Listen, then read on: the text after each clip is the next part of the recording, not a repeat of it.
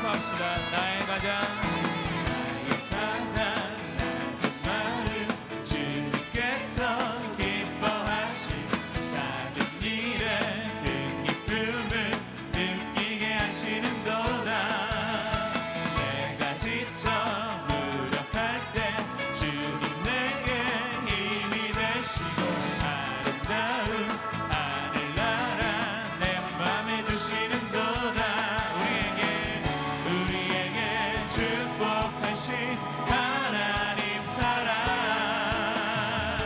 낮은 자를 높여주시고 아름다운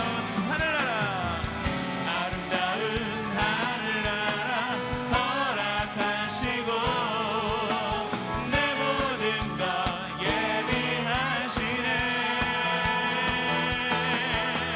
찬양함의 기쁨을 감사함의 평안을 간구함의 하나님 알도록 하셨네. 한 번 더 선포합시다. 나의 가장 낮은 마음 주님께서 기뻐하시고 작은 일에 큰 기쁨을 느끼게 하시는도다. 내가 지쳐 무력할 때 주님 내게 힘이 되시고 아름다운 하늘나라 내 맘에 주시는도다. 우리에게 축복하신 하나님 사랑 낮은 자를 높여주시고 하늘나라 허락하시고 함께 내 모든 것 예비하시네. 찬양함의 기쁨을 감사함의 평안을 간구함의 하나님 알도록 하셨네. 우리에게 축복하신 하나님 사랑 낮은 자를 높여주십니다. 낮은 자를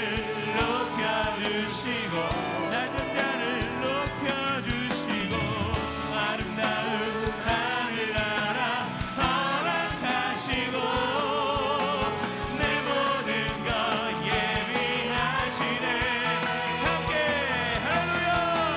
찬양함의 기쁨을 감사함의 평안을 간구함의 하나님 알도록 하셨네. 찬양함의 기쁨을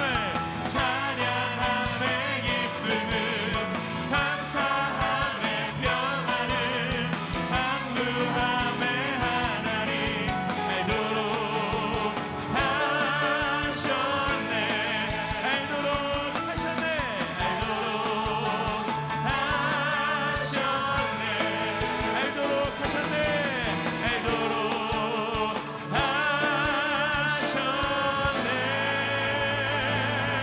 할렐루야. 우리 소망이 되신 주님 앞에 다시 한번 감사와 영광의 박수 올려드리겠습니다. 아멘.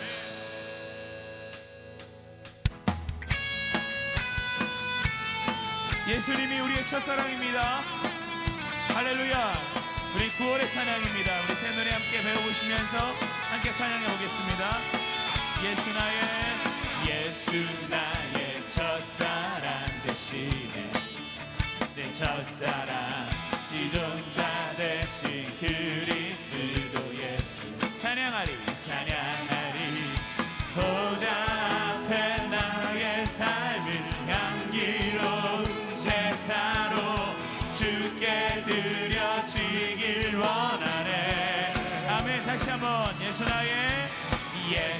나의 첫사랑 대신에 내 첫사랑 지존자 대신 그리스도 예수 찬양하리 보좌 앞에 나의 삶을 향기로운 제사로 주께 드려지길 원하네. 오직 오직 주만 바라보며 나의 삶을 드리네. 다른 길은 찾지 않으리. 나의 온전한 열정과 나의 찬양 되시네. 주의 길을 따라가리라. 다시 한번 고백해 보겠습니다. 예수 나의 첫사랑 되시네. 내 첫사랑 지존자 되신 그리스도 찬양하리 보좌 앞에 나의 삶 향기로운 제사로 주께 드려지기 원하네. 오직 주만 바라보며 나의 삶을 드리네. 다른 길은 찾지 않으리. 나의 온전한 열정과 나의 찬양 되시네. 주의 길을 따라가리라. 다시 한번 오직 주만 바라보며 나의 삶을 드리네. 다른 길은 찾지 않으리. 아멘. 나의 온전한 열정과 나의 찬양 되시네. 주의 길을 따라가리라.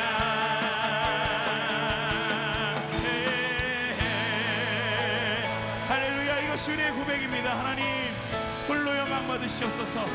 아멘.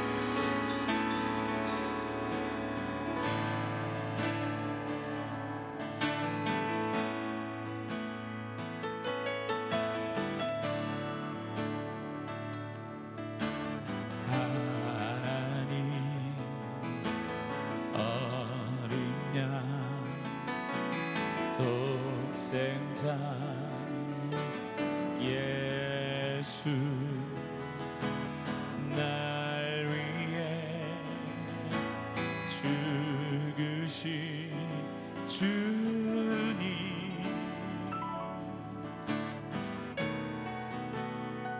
줄리신 그 보혈이 나의 죄를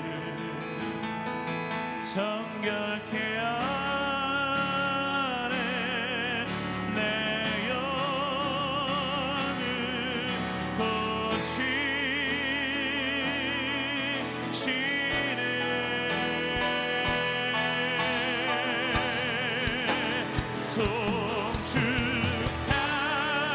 송축하리라.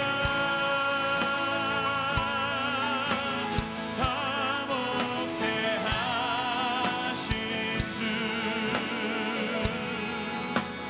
나의 모든 죄 깨끗게 하셨네. 송축하리라.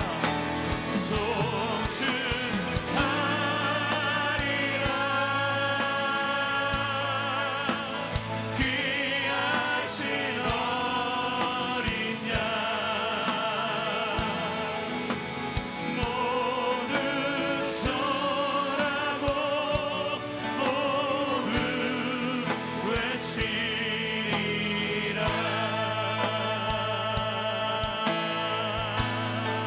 하나님 어린 양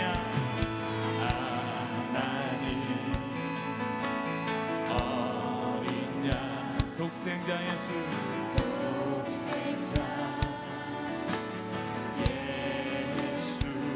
날 위해 죽으신 주님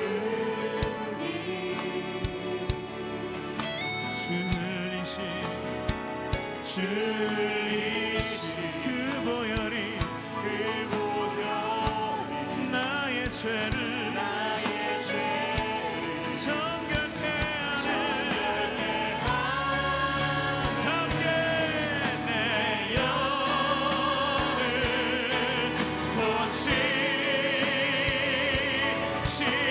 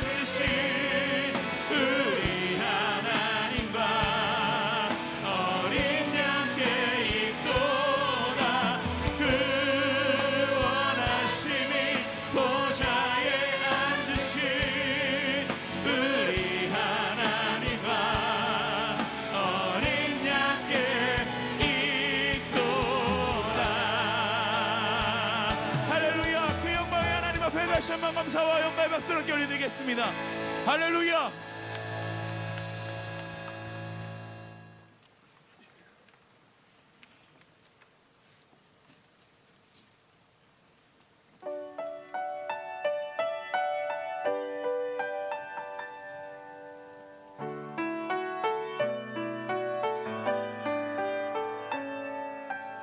선한 복자 되신 우리 주 감사드린다.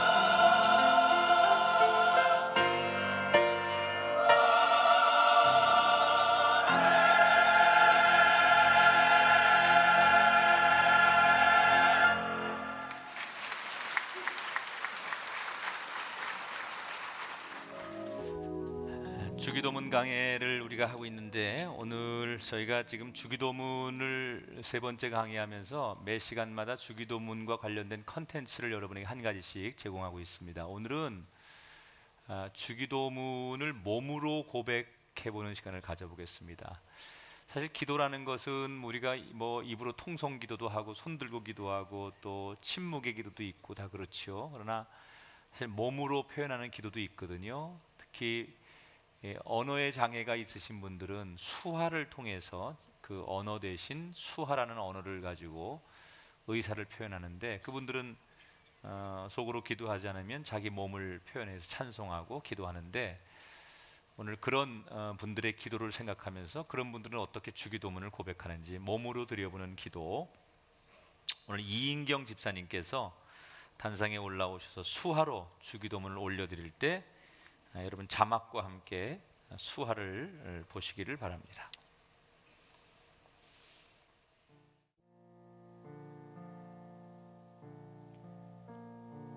하늘에 계신 우리 아버지여, 이름이 거룩히 여김을 받으시오며 나라의 임하옵시며 뜻이 하늘에서 이룬 것 같이 땅에서도 이루어지이다. 오늘날 우리에게 일용할 양식을 주옵시고 우리가 우리에게 죄 지은 자를 사하여 준 것 같이 우리 죄를 사하여 주옵시고 우리를 시험에 들게 하지 마옵시고 다만 악에서 구하옵소서. 대개 나라와 권세와 영광이 아버지께 영원히 있사옵나이다. 아멘. 하늘에 계신 우리 아버지요, 다음에 등장하는 이제 그 사실 간구의 기도의 첫 번째가 이름이 거룩히 여김을 받으시오며라는 건데, 2012년도의 미국 통계에 가장 인기 있는 미국에서 남자 아이의 이름은 성경의 인물인 제이콥, 우리말로 번역하면 야곱이죠. 여자 아이는 지혜라는 뜻을 가지고 있는 소피아라는 이름이 미국에서 가장 인기 있는 이름으로 통계에 나왔습니다. 그러니까 미국 사람들도 자녀를 낳으면 남자 아이는 하나님과 겨루어 이긴 별명을 가지고 있는 야곱처럼 성공하기를 원하고, 딸을 낳으면 굉장히 지혜롭게 살아가기를 원하는 부모의 뜻이 그 이름 속에 반영되어 있다는 얘기죠. 우리나라 경우는 어떨까요? 우리나라는 2010년 그 대법원 통계 자료에 의하면 가장 인기 있는 남자아이의 이름은 민준이고요, 가장 인기 있는 여자아이의 이름은 서현입니다. 근데 이게 사실 우리나라는 이제 한자 이름이 많기 때문에 한자가 조금씩 달라요. 그래서 어떤 뜻이다라고 딱 규명 있게 말할 수는 없지만, 우리나라에서 가장 인기 있는 민준이나 서현이라는 이 이름의 공통점이 한 세 가지가 발견이 되는데, 첫 번째는 중성적 이름입니다. 그러니까 이 이름이 남자아이에게 붙여져도 여자아이에게 붙여져도 무방할 정도의 중성적인 그런 이름이라는 거. 두 번째는 이 이름이 외국 사람들이 부르기 좋은 이름이에요. 외국 사람들은 우리나라 말 같은 데 받침이 많으면 잘 못 부르거든요. 그런데 받침이 없거나 니은 받침 정도는 외국 사람들이 쉽게 따라서 부를 수가 있습니다. 그래서 민준, 서현 이러면 외국 사람들이 쉽게 부를 수 있는 이름이기 때문에 세계화의 추세에 맞는 이름이에요. 세 번째 특징은 뭐냐면, 이 이름이 유명한 연예인들이 가진 이름이 많고요, 또 유명한 드라마나 영화 속에 나오는 주인공의 이름일 경우가 많습니다.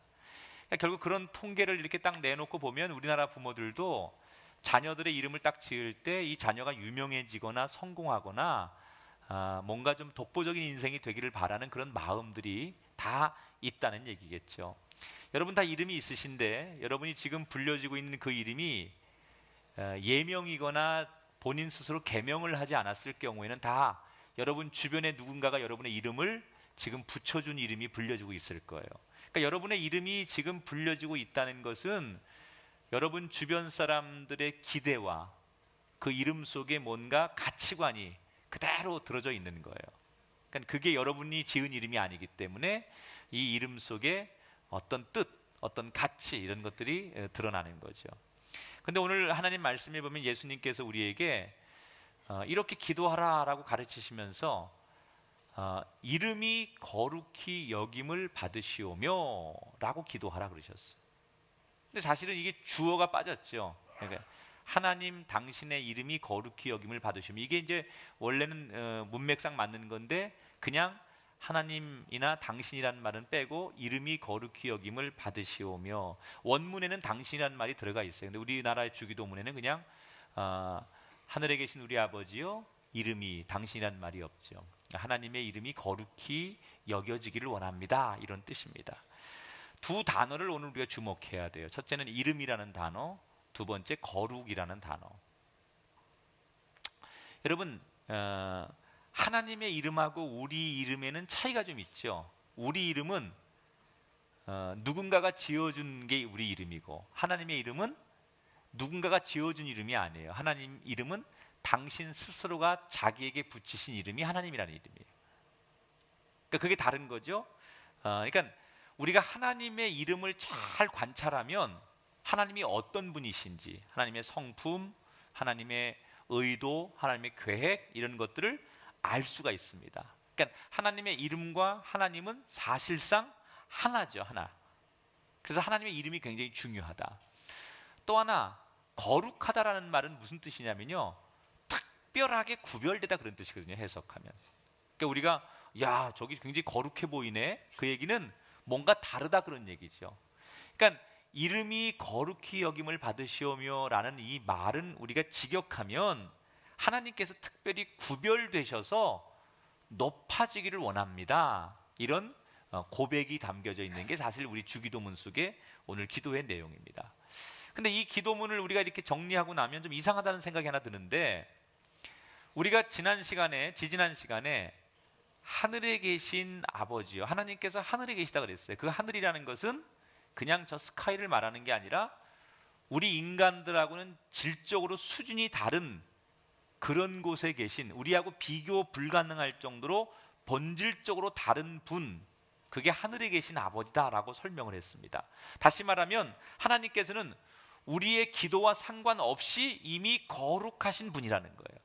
그런데 이미 우리가 기도와 상관없이 거룩한 그분에 대해서 우리가 거룩해지기를 요청하는 것은 아무런 의미가 없는 중복일 뿐이라는 거죠. 그러니까 왜 그러면 똑같은 중복을 두 번씩 기도하게 하느냐? 이것은 전통적으로 유대인들이 기도했던 방식을 우리가 잘 몰라서 그래요. 유대인들이 전통적으로 하나님 앞에 드리는 기도 속에는 제일 먼저 뭐가 있냐? 하나님을 찬양하기로 돼 있어요. 여러분, 우리가 회중 기도도 하고 개인 기도도 많이 하잖아요. 근데 사실 기도의 가장 첫 번째는 하나님의 이름을 부르는 거죠. 그 다음에 하나님의 이름을 부른 다음에 첫 번째 하는 기도가 뭐냐면 하나님을 찬양하는 거예요. 그래서 우리가 보통 기도할 때 제일 먼저 목회자들이나 많은 대표 기도자들이 무슨 기도를 제일 많이? 하나님을 찬양하는 기도. 전능하신 하나님, 또 높고 위대하신 하나님, 뭐 역사를 주관하신 하나님, 찬양받기 합당하신 하나님, 이렇게 우리가 하나님을 높이고 찬양하는 것을 제일 먼저 앞에 하는 거죠. 이게 사실 기도의 순서라는 거죠. 그러니까 주기도문에도 사실 우리의 간구라고 하기보다는 하나님을 찬양하는 내용이 이름이 거룩히 여김을 받으시오며 라는 말로 해석해야 된다는 거죠. 근데 사실 이 예수님이 가르쳐준 이 이름이 거룩히 여김을 받으시오며 라는 이 말은 우리가 인생을 살 때 이런 자세로 살라는 거예요. 여러분, 우리가 뭔가를 시작할 때, 새로운 일을 시작할 때 우리는 내 형편과 처지를 고려합니다. 내가 이 일을 할 수 있을까? 내 능력이 될까? 우린 이거부터 따지죠. 그래서 내가 능력이 없다고 생각하면 그 일을 못하고, 내가 능력이 있다고 생각하면 그 일에 도전을 합니다. 이게 보통 이 세상 사람들이 어떤 일을 하기 전에 그 일을 선택하는 기준이에요. 이게 상식이죠, 여러분. 우리가 자기 처지와 형편을 고려하지 않고 막무가내식으로 뛰어들면 세상은 낭패를 봅니다. 내 능력이 요만큼인데 내 형편과 처지는 요런데 뭐 사람이 사치를 부린다든지 과욕을 부린다든지 괜한 욕심을 내면 자기뿐 아니라 주변 사람들을 다 불행하게 만드는 거예요.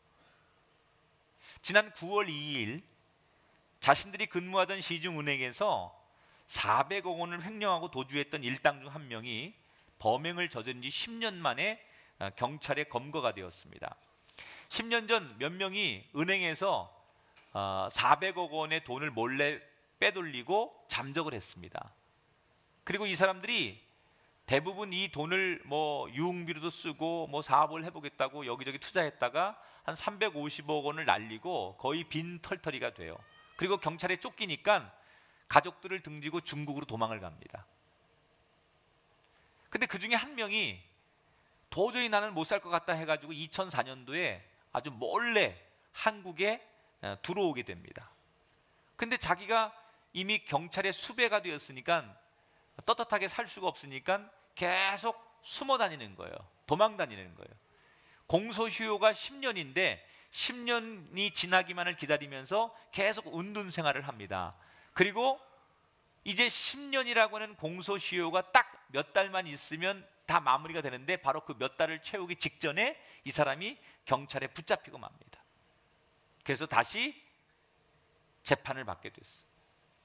여러분, 세상은 자기의 신분, 자기의 능력, 자기의 처지를 망각한 채 무모하게 뛰어들어서 자기뿐 아니라 주변 사람들을 불행하게 하는 일이 굉장히 많은데, 이것은 개인만 그런 게 아니라요, 기업도 마찬가지고 국가도 마찬가지.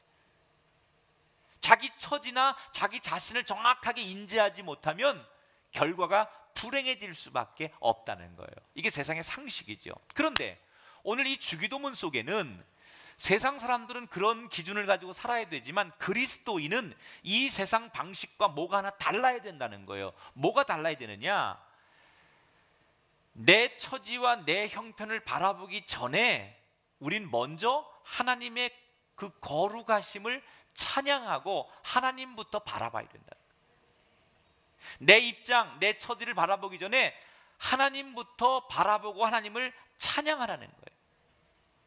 그러니까 우리가 어떤 행동을 하고 어떤 생각을 하는 시작점은 나를 염두에 두면 안 되고 전능하시고 우리를 사랑하신 하나님으로부터 우리 일이 시작돼야 된다는 거예요. 이것이 세상 사람과 그리스도인의 달라야 하는 출발점이라는 거죠. 여러분, 무슨 일을 하는데 지금 내가 이 상황에서 할 수 있는 일이 무엇인가? 이건 세상의 방식이에요. 하나님의 방식은 나의 모든 것을 아셔요. 내 부족함도 아시고 내 연약함도 아시고 내가 못하는 것도 뭔지를 아시는 그 하나님이, 그러나 나를 세상 그 어느 누구보다도 사랑하시기 때문에 나를 통해서 하나님이 이루시기를 원하시는 것이 무엇인가? 이걸 아는 거. 그러니까 우리가 하나님을 바라보면 하나님을 바라보고 하나님을 찬양하다 보면 우리가 무슨 생각이 들어요? 하나님, 나는 이렇게 부족한데요, 나는 이럴 힘이 없는데요, 나는 이런 능력이 없는데요, 하나님은 나 같은 사람을 통해서 지금 이 상황에서 무엇을 원하시는 거예요? 하나님, 내가 뭘 해야 되죠? 라고 우리는 묻게 돼요, 하나님 앞에. 그래서 하나님 앞에 그렇게 하나님을 찬양하고 하나님 앞에 묻게 되다 보면 하나님의 영감을 통해서 우리가 하나님이 원하시는 게 무엇인가를 알게 돼요. 질문을 하니까 하나님이 우리에게 뭔가 우리의 질문을 통해서 말씀하시거나 영감을 통해서 깨닫게 하시죠. 그걸 우리가 전문 용어로 뭐라고 해요? 소명의식이라고 하는 거예요. 그러니까 소명의식은 나는 가만히 있는데 하나님께서 나한테 뭐 일방적으로 주시는 게 아니라 내가 하나님 앞에, 하나님, 지금 이 상황에서 내 조건에서 하나님이 나에게 원하시는 건 뭐죠? 내가 어떻게 해야 되죠? 라고 하나님을 찬양하면서 하나님 앞에 질문했을 때 하나님으로부터 들려오는 대답, 이걸 우리가 소명의식이라고 해요. 이게 하나님의 비전이고 하나님의 꿈이에요. 예수님께서 주기도문과 함께 우리에게 가르쳐 주신 기도 가운데 유명한 얘기가 있죠. 너희는 먼저 그의 나라와 그의 의를 구하라. 지난 9월 4일 미국의 뉴욕의 한 경매소에서 118캐럿짜리의 백색 다이아몬드가 전시됐습니다. 이제 경매를 붙일 건데 이 다이아몬드가 우리나라 돈으로 시가 한 300억 정도가 넘을 것이다, 이렇게 전문가들이 예상을 합니다. 300억. 집에 땅들 좀 있으신가 봐요? 아마 우리 교인들 보고 이 다이아몬드가 뭐 이쁘다고 사실 분 손 들어 보세요 그러면 99.9%는 이거 사실 분들이 우리 교회에 없을 거라고 생각합니다. 내가 너무 무시하는 겁니까? 우리가 뭐 이 300억 현찰 딱 주고 이 다이아몬드 살 분이 몇이나 되겠습니까? 그런데 만일 전 세계에서 가장 돈이 많은 부자 가운데 한 사람이 워렌 버핏이에요. 수십조 원의 재산을 가진 워렌 버핏이 우리한테 백지수표를 딱 내밀면서 이 다이아몬드 경매받아 오십시오. 꼭 경매받아 오십시오. 어떤 대가를 지불해서라도 경매받아 오십시오 라고 우리한테 백지수표를 딱 내밀면 어떨까요? 우리가 이 다이아몬드를 못 살 이유가 전혀 없습니다. 여러분이 실제로는 찢어지게 가난하고 당장 뭐 먹거리가 부족하고 이번 전세를 또 어디로 옮겨야 되나 그렇게 걱정해야 되는 삶일지라도 여러분이 만약에 워렌 버핏에게 그런 사명을 부여받았다면 여러분은 당당하게 경매장에 들어가서 최고의 금액을 써내고 이게 300억이 아니라 내가 꼭 가져와야 된다면 500억을 써서라도 여러분이 그 다이아몬드를 가져올 거예요. 왜? 뒷일을 내가 책임지지 않기 때문에. 세계 최고의 부자가 나를 밀어주고 세계 최고의 부자가 그 뒷일은 책임지는 거기 때문에 나는 그 일을 진행하는 데 있어서 걱정하지 않고 그 일을 이루어내는 거예요. 여러분, 우리가 때로는 하나님으로부터 받은 어떤 소명을 가지고 하나님으로부터 받은 비전과 꿈을 가지고 걱정하는 분들이 있어요. 이건 잘못된 겁니다. 우리가 하나님으로부터 이건 분명히 내가 하나님으로부터 받은 소명이고 꿈인 게 확실하면 여러분 고민할 필요 없어요. 그건 여러분의 고민이 아니에요. 하나님이 여러분에게 주신 비전이고 하나님이 여러분에게 주신 꿈이고 하나님이 여러분에게 주신 소명이라고 확신이 되면 그 걱정은 하나님이 하시는 거예요. 나는 하나님이 나에게 주신 그 비전을 나는 감당만 하면 되고요. 그 뒷책임은 하나님이 지시는 거예요. 그러므로 우리가 어떤 일을 시작할 때 나로부터 시작하는 일이 되면 안 되고 하나님으로부터 시작하는 일이 될 때 이게 바로 신앙적인 일이고 하나님이 원하시는 거예요. 여러분, 새로운 창업을 하셔야 됩니까? 새로운 인생의 도전과 모험을 하셔야 됩니까? 뭔가 미지의 세계에 도전을 하셔야 됩니까? 그렇다면 기억하십시오. 여러분의 능력과 여러분의 형편과 여러분의 처지로 일하는 사람이 아니라 하나님으로부터 확실한 비전과 소명과 꿈을 가지고 그 믿음의 확신을 가지고 시작하실 때 여러분이 새롭게 시작하는 그 일에 하나님이 책임지시고 그 일을 이루어 주실 줄 믿습니다. 여러분의 생각과 행동의 시작점이 여러분의 불가능이 아니라 거룩하신 하나님의 무한하신 가능성으로 변화될 수 있기를 주님의 이름으로 축원합니다. 자, 우리가 오늘 이 말씀을 하나님 이름이 거룩히 여김을 받으시오며, 이 말은 거꾸로 말하면 하나님의 이름이 훼손되거나 하나님의 명예가 떨어지면 안 된다라는 기도예요. 하나님의 이름이 구별되어서 높아지길 원합니다. 그게 주기도문이란 말이에요. 그러면 이건 반대로 말하면 하나님의 이름이 이 땅에 사람들에게 짓밟히고 하나님의 이름이 명예가 훼손되고 하나님의 이름이 더럽혀지면 안 됩니다라는 그 기도를 우리가 드리고 있다는 얘기예요. 자, 과연 하나님의 이름이 명예가 훼손될 수 있는 때는 언제일까? 우리나라의 현재 형법에 의하면 모욕죄는 여러 사람들 앞에서 상대방의 욕설을 퍼부을 때 성립되는 게 모욕죄라면, 명예훼손죄는 상대방의 명예를 떨어뜨리기 위해서 사실이 아닌 정보를 퍼뜨리거나 여러 사람들 앞에서 상대방에 대한 잘못된 정보를 유출할 경우, 이것을 우리가 명예훼손이라고 합니다. 그런데 여러분 생각해 보세요. 만일 법원에서 이게 명예훼손죄나 모욕죄로 인정을 딱 받으면 그동안 피해를 본 피해자는 가해자에게 엄정한 법적 책임을 물을 수가 있습니다. 그리고 법으로 공식적으로 사과도 받고 또 어느 경우에는 그 사람한테 손해배상금도 받아낼 수가 있습니다. 그렇게 되면 사실상은 명예가 실추되고 손해본 쪽은 피해자가 아니라 누가 되는 거예요? 가해자가 되는 거예요. 그런데 우리가 살면서 명예훼손죄가 전혀 성립이 안 될 때가 있어요. 어느 때냐? 여러 사람의 이익을 위해서 상대방에 대한 진실을 폭로했을 때는 명예훼손죄가 성립이 되지 않습니다. 사실이고 여러 사람의 유익을 줘야 되는 일일 때는 그걸 유포했을 때 그건 명예훼손죄가 되지 않아요. 뭐 예를 들어서 굉장히 사회적으로 비중이 있는 어떤 사람이 정말로 욕먹을 짓을 했어요. 사실이에요. 그때는 사람들이 그 사람한테 손가락질을 하고 그 사람한테 어떤 비난을 해도 이 사람은 그걸 참고 견뎌야 된다는 거예요. 자, 이런 우리 사회의 이런 법을 하나님에게 그대로 한번 적용을 시켜보면 어떻게 될까요? 자, 우선은 하나님을 근거 없이 사람들이 비난해요. 하나님 무슨 하나님 따위고 뭐 그런 게 어디 있어 하나님 그거 뭐 있으면 나오라 그러니까 아직 그거 뭐 웃기지도 않아 하나님이나 무당이나 뭐가 달라 이러면서 하나님의 이름을 갖다 누구한테 막 빗대면서 하나님을 막 모욕하고 하나님의 명예를 막 떨어뜨리는 일을 사람들이 막 욕설을 퍼부어요.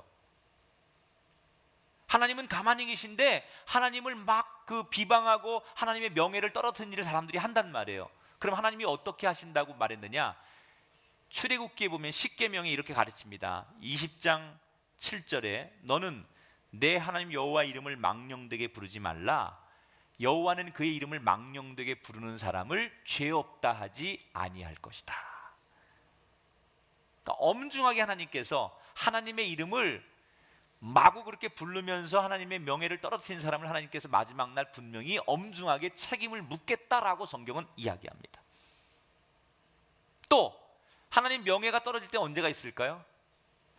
하나님이 실제로 도덕적으로 비난받을 만한 일을 하셨을 때는 하나님의 명예가 땅바닥에 떨어질 수밖에 없을 거예요. 하나님이 우리가 볼 때 상식적으로 정말 욕먹을 만한 짓을 하나님이 했어요. 그때 사람들이 하나님을 향해서 막 손가락질하고 어떻게 하나님이 이럴 수가 있어? 라고 얘기하면 하나님의 명예가 땅바닥에 떨어지는 거죠. 그러나 그건 불가능해요. 왜? 하나님은 우리와 본질적으로 다른 분이에요. 도덕적으로나 윤리적으로 하나님은 완벽하신 분이기 때문에 우리처럼 도덕적으로 윤리적으로 손가락 받을 만한 그런 분이 아니에요. 그래서 온 세상의 완전한 심판자는 하나님밖에 없는 거예요. 도덕적으로 윤리적으로 가장 완벽하고 흠없는 분은 하나님밖에 없기 때문에 이 세상을 심판할 수 있는 분은 하나님 한 분밖에 없는 거예요. 자, 그렇다면 사실상 하나님의 명예가 실추될 수 있는 가능성은 전혀 없는 것 아닙니까? 그런데 왜 지금 우리가 드리는 이 기도문에는 현실성도 없는 문제를 가지고 공연히 우리에게 스트레스를 주는 걸까?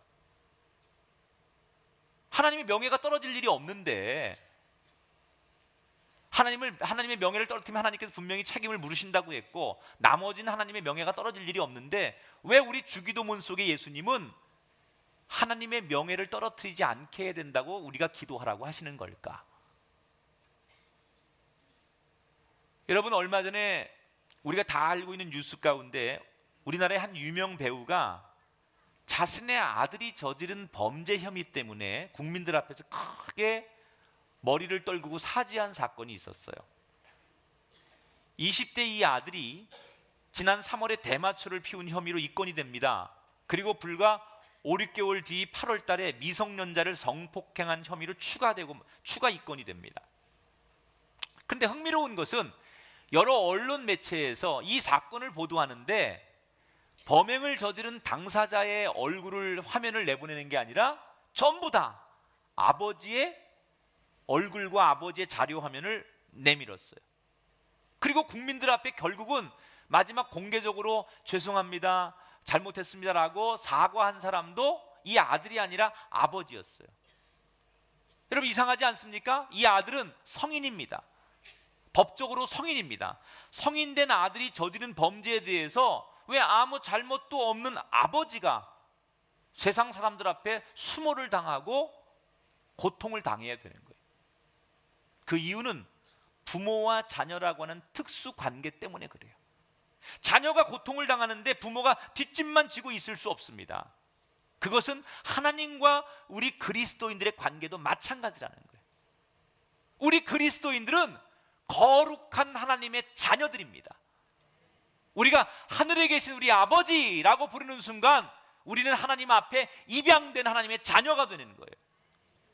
그러니까 우리의 하나님 아버지는 자신의 스스로의 비리와 잘못 때문에 세상 사람들 앞에 하나님의 이름이 욕먹고 세상 사람들에게 명예가 떨어지는 게 아니라 자녀된 우리 그리스도인들이 이 세상을 살면서 각종 죄악과 잘못 때문에 하나님이 대신 그 자식이 잘못 살기 때문에 아버지 되신 하나님께서 입에 담기도 힘든 욕설을 듣고 비아냥과 조롱을 당하게 된다는 거예요. 그러므로 우리는 이 주기도문을 고백할 때마다 정말 내가 잘해야 되는구나, 나 하나가 중요하구나, 나는 그냥 살면 안 되는 사람이구나, 이런 생각과 더불어 자기 스스로에 대한 자긍심을 가져야 된다는 거예요.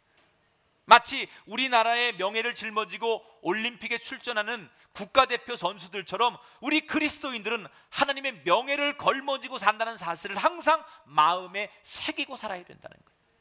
나로 인해서 하나님의 명예가 올라갈 수도 있고 나로 인해서 하나님의 명예가 땅에 떨어질 수도 있다라고 하는 긍지를 항상 우리가 가지고 살아야 된다는 거예요. 여러분, 왜 우리 그리스도인들이 성공하고 잘 되는 줄 아십니까? 여러분 하나 잘 먹고 잘 살기 위해서 우리가 성공하고 잘 돼야 되는 게 아니라 내가 잘 되고 내가 의롭게 되고 내가 정말 올바른 리더십을 가져야만 하나님의 명예가 높아지는 거예요. 저는 우리 꿈의 교회 성도들 가운데 세상을 들었다 놨다 할 수 있는 위대한 성공자가 나오셔서 여러분들 때문에 하나님의 명예가 높아지게 되기를 주 이름으로 축원합니다. 여러분이 정말 하나님만을 바라보고 의지하면 하나님께서도 자신의 명예를 지키기 위해서 여러분을 최상의 길로 반드시 인도해 주실 줄 믿습니다. 한번 따라합시다. 주님, 제가 주님의 명예를 드높이겠습니다. 당신의 이름이 거룩히 여김을 받으시오며 라는 이 속에는 우리의 그런 각오가 표현되어야 되는 거예요. 또 하나, 이름이 거룩히 여김을 받으시오며 라는 이 말 속에는, 이 기도 속에는 하나님의 소원이 이 기도 속에 들어있는 거예요. 여러분, 하나님의 소원은 뭘까요? 이 땅의 모든 사람들이 멸망받지 않고 하나님의 거룩한 자녀가 되어 구원받는 거예요. 미국의 해외 선교 연구센터가 발행한 국제 선교 통계 보고서에 따르면 지금 전 세계 인구가 71억 명이에요. 그 중에 기독교 인구가 23억 5,400만 명, 전체 인구 중에 한 33% 정도 됩니다. 그런데 여기서 예측을 했어요. 앞으로 인구가 80억 명을 넘어서는 2025년이 되면 기독교 인구가 전체 인구 중에 한 27억 명으로 퍼센테지로 따지면 33.8%에 이를 것이다, 이렇게 예측을 했어요. 무슨 얘기냐? 인구가 아무리 늘어나고 지금보다 십수년이 지나도 인구 10명당 6명 내지 7명은 확률적으로 하나님의 거룩하심을 인정하지 않고 오히려 하나님을 모른다고 등지거나 아니 하나님을 모욕하고 조롱하는 사람들이 앞으로도 많을 거라는 거예요. 하나님의 거룩함, 하나님 앞에 하나님의 그 놀라움을 인정하지 않고 하나님에 대해서 함부로 대하는 사람들이 앞으로도 이 지구상에 십수년이 지나도 많이 있을 거라는 거죠. 지금처럼 그렇게 크게 변화가 없을 것이라는 게 관측이에요. 우리가 그런 사람들을 보면서 어떤 태도를 가져야 될까요? 교회 안 다니는 소위 안티 기독교인들이나 세상 사람들이 하나님을 막 욕하고 교회를 욕하는 거 보면서 우리가 어떤 태도를 가져야 될까요? 1번, 싸워야 된다. 이 자식 너 왜 우리 하나님을 욕해 이 자식아. 그리고 병 들고 막 강목 들고 싸우고 막 그래서라도 하나님의 이름을 지켜야 된다. 2번, 뭐 자기 입 가지고 자기가 떠드는데 내가 뭐라고 할 일이 있어? 그냥 못 들은 척하고 모른 척하고 그냥 넘어간다. 1번이 맞아요? 2번이 맞아요? 3번이 맞아요. 여러분, 하나님을 스스로 믿고 아버지라고 고백하는 이렇게 많은 그리스도인들만 잘 하나님의 자녀로 받아주고 우리와만 관계 잘하시고 하나님을 싫다고 하는 사람들은 내버려 두시고 우리를 축복하고 사랑하시면 되잖아요. 근데 왜 하나님은 욕심 많게 우리가 이렇게 오늘도 많이 나와서 하나님을 찬양하고 이 땅에 많은 그리스도인이 있는데도 불구하고 더 많은 사람이, 심지어 한 명도 예외 없이 이 땅의 모든 사람이 하나님의 거룩하심을 인정하고 하나님의 자녀가 되길 원하시는 거냐? 하나님 너무 욕심 많으신 거 아닙니까? 10명 중에 서너 명을 하나님의 아버지라고 이 지구상에 현재 부르고 있으면 됐지, 더 많은 사람이 한 명도 예외 없이 하나님을 다 아버지라고 그렇게 부르고 인정하는 날이 오기를 하나님이 원하신다는 것은 하나님이 너무 독점하시는 거 아닙니까? 이렇게 말할 수도 있어요. 정말 하나님은 욕심이 많기 때문에 과욕을 부리시는 걸까? 아닙니다. 하나님이 이 땅의 모든 사람들이 하나님의 거룩하심을 인정하는 하나님의 자녀가 되기를 원하는 것은 하나님의 자녀가 돼야만 하나님이 베푸시는 온전한 복과 은혜를 이 땅의 사람들이 받아 누릴 수 있기 때문에 그래요. 하나님의 자녀가 되지 않고는 하나님이 주시는 그 복과 은혜를 그 누구도 받아 누릴 수가 없어요. 하나님의 자녀가 돼야만, 하나님의 거룩하심을 인정하는 하나님의 자녀가 될 때만 하나님의 은총을 받아 누릴 수 있는 거예요. 하나님은 이 땅의 모든 사람들이 하나님이 가지고 계신 그 은총의 복을 누리기를 원하시는 거예요. 그러려면 먼저 하나님의 자녀가 돼야 된다는 거예요. 이게 하나님의 소원이에요.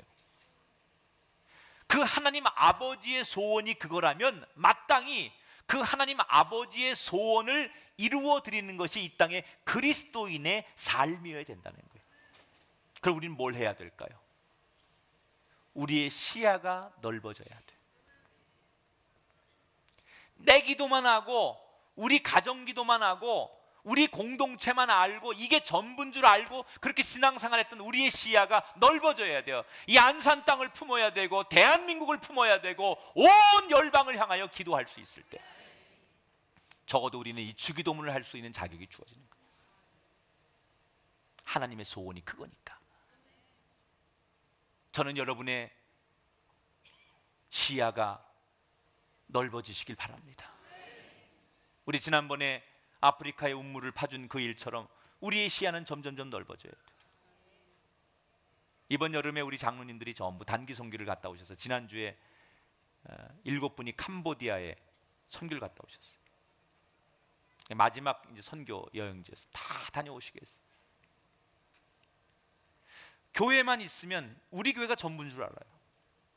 정말 작은 교회들이 또 선교지들이 어떻게 일을 하는지 모른다는 거예요.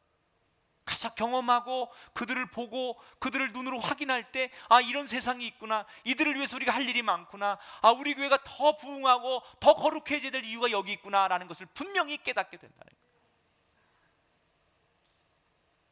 여러분, 바라기는 이 주기도문과 함께 우리의 기도, 우리의 소원, 우리의 영적 시야가 커져서 열방을 볼 수 있게 되기를 주의 이름으로 축원합니다. 당신의 이름이 거룩히 여김을 받으시오며 이 짤막한 기도 속에 하나님의 소원이 들어있고 우리의 삶에 분명한 목적이 있다는 사실을 깨닫고 그 하나님의 이름을 드높이는 삶의 선상에 서셔서 거룩한 발걸음을 내딛는 저와 여러분이 되기를 주의 이름으로 축원합니다. 하나님, 이 땅에 하나님의 이름을 모르고 사는 사람들을 긍휼히 여겨주시고 하나님의 이름 앞에서 두려워하지 않는 자를 불쌍히 여겨주시고 하나님의 이름을 듣고 바라보며 두려워하고 그 이름 앞에 무릎 꿇을 수 있는 사람들 되도록 이 땅 모든 사람들을 긍휼함으로 사랑하여 주옵소서. 지금도 이 지구상의 전쟁과 많은 재앙으로 인해서 힘없는 어린아이들이 부모를 잃고 삶의 터전을 잃고 미래가 없이 살아갑니다. 주여, 그 땅 그곳에 긍휼함을 베푸시고 하나님의 사랑을 허락하여 주시옵소서. 전쟁이 사라지게 하시고 재앙이 없게 하시고 다툼이 사라지는 이 땅이 되게 하여 주옵소서. 우리 안에 정말 더 많은 하나님의 나라를 품고 살아갈 수 있는 거룩한 하나님의 백성들 되게 하시옵소서. 이제는 우리 주 예수 그리스도의 은혜와 하나님 아버지의 극진하신 사랑하심과 성령님의 감화 감동 역사하심이 온 성도들 머리머리 위에 영원히 함께 하시기를 간절히 축원하옵나이다. 아멘.